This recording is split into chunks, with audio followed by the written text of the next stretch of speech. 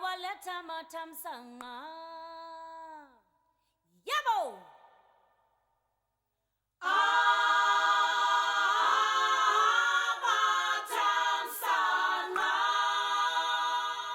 Hi everyone, I am Megan. Welcome to the Port to Table program here at Holland America. I'm excited to show you the port that we're about to pull into, Cape Town, South Africa, which just happens to be where I'm from. And so I'm going to teach you how to make a couple of different dishes which showcase South Africa's culinary history.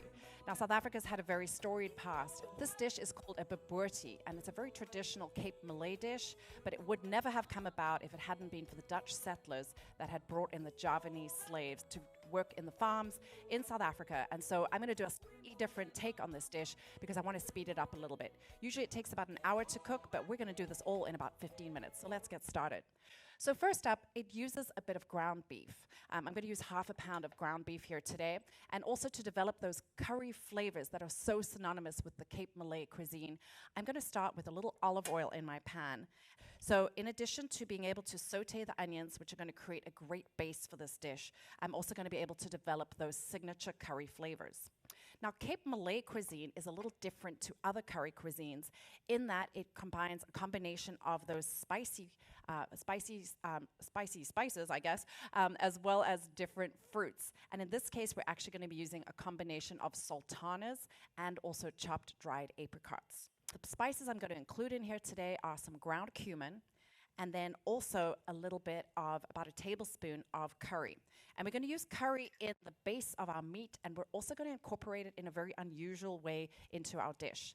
Now, usually this dish is baked in the oven, and it's baked for about an hour, and it's baked with an egg custard, which consists of milk and egg and some other seasonings, including a bay leaf. So I'm going to actually include the bay leaf in the sauce, in the meat sauce, and take that egg and custard mixture and make it into a crepe. That's going to be a delicious way to do a little twist on this Cape classic. I've got a little garlic here. I'm going to grate into my pan here as well. So give that a stir and let that start to bloom the spices. Once I have added 1 tablespoon of water to some gelatin, which will give us that nice, luxurious taste in your mouth. Give your gelatin maybe a minute or so just to dissolve. You could also use orange juice here if you wanted to.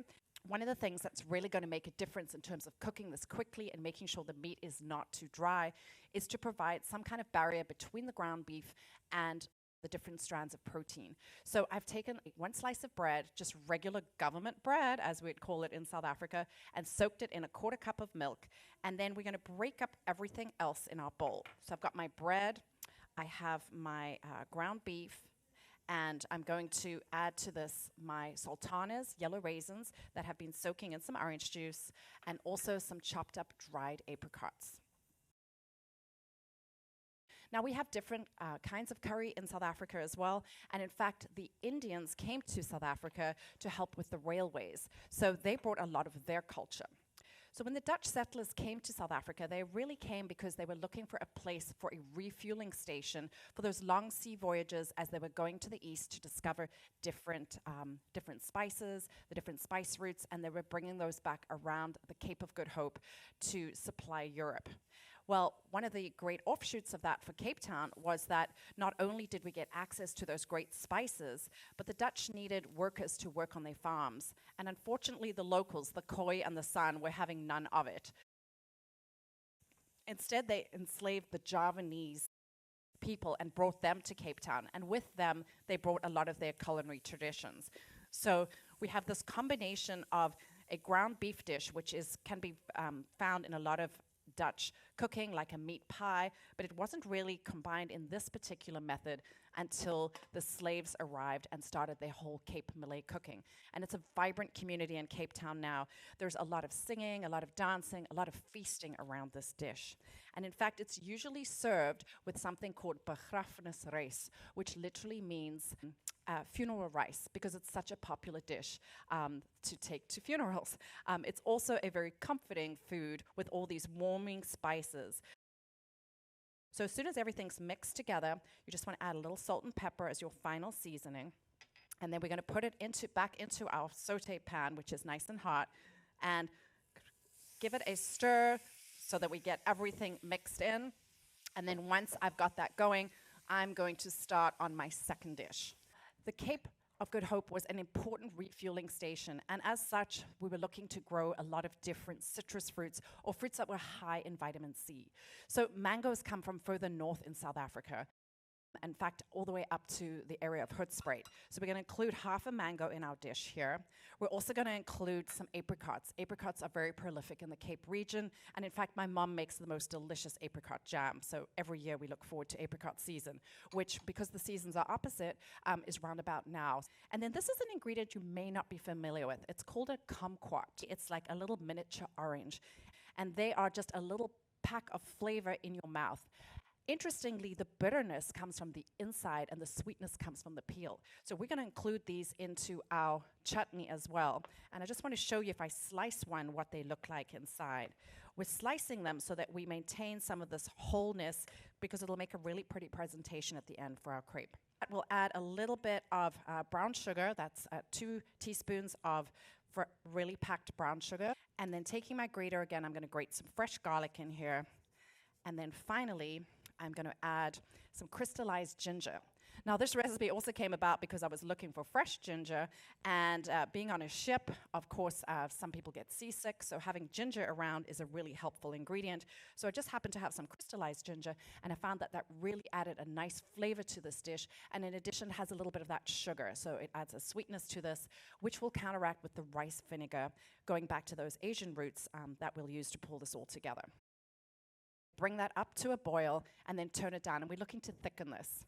And chutneys are so synonymous with this dish. The traditional chutneys that are often made are just kind of an apricot chutney, but really I wanted to change things up a little bit and really look at a different twist on this very classic dish that I grew up with. Also, Cape Town is renowned for its winters, and those are quite cold. So breadies and chutneys and boboties like this were just very, very popular. All right, so now the custard part of it, I wanted to take a completely different take on this. Instead of having to bake this and having it set up, I tried making it into a souffle. It was a little bit too doughy. So I thought, well, those are the same ingredients that we use for a pancake or a pannenkoek, a very Dutch tradition as well. So I'm going to take my shallots to infuse a little more flavor. And the best way to cut it is to think about this shallot as being the globe, and this is the North Pole here. So I'm cutting off the North Pole. So now I'm working to a nice flat surface. And then the core or the root of the onion or the shallot is here. I'm going to cut through it and keep it together, because that way, once it's together, I can keep all of these outside peels together, and it gives my hand a little place to hold on to, so I'm going to avoid cutting myself. And then you're going to peel off all the sides until you've got that little handle. And keep an eye on your bobotie as you're doing this. You want to just keep stirring it so that you're really giving enough surface area to the bottom, and it'll cook evenly. In this crepe recipe, we're also adding some melted butter. So what I wanted to do is, instead of just putting the melted butter directly into the crepe, I thought, why not use that melted butter to actually add some more flavor? So I'm going to do the same principle that I just did. I'm going to melt the butter and then add the curry spices to this butter. And because all of this is going into my crepe, I may as well just use the same saute pan that I'm going to be doing for it. So I'll make sure my chutney is going on the other side there, melt my butter, and then I have about a teaspoon of that curry powder. And again, you want to always bloom your ground spices. They're just going to have so much more flavor if you work with them that way. And while that's melting, we're also going to slice our shallots. So we've kept the end intact here. Sometimes it'll pull off, but you've still got a little piece to hang on to. And if it's rolling around on your cutting board, just slice all the way through it so that you've got a nice flat section. It's just going to make things a lot safer. Now, resting the tip of my knife on the front of my cutting board and using this, the workhorse part of the knife, or the thigh of like your leg, your thigh, big muscles are what you normally use. We're just going to slice through that really slowly and create nice thin slices. And we'll incorporate this into our crepe or pancake or pannenkoek that we're going to envelop the bobotie in. And then we've got our butter already cooking here, so why not just use that same amount of fat that is busy cooking to add our shallot to that. And then just give it a quick little stir. In addition to being reminiscent of the Dutch cuisine, also the French had such a big influence in Cape Town too. And in fact, they brought all of their great culinary influence in the form of wine as well as culinary things. So Franschhoek is a great area to get some great wines. So I've got flour and my salt, and using a whisk is a great alternative to using a sieve. And then into that, I'm going to add half of my wet ingredients so they don't clump. So I've got my milk and 2 beaten eggs. Mix those together. Take half of my egg and milk mixture, add that into my crepe, the beginnings of my crepe batter, and give that a good stir. Then we'll add our melted butter with our shallots, and then we'll add the rest of it. And that's really going to stop this from clumping together.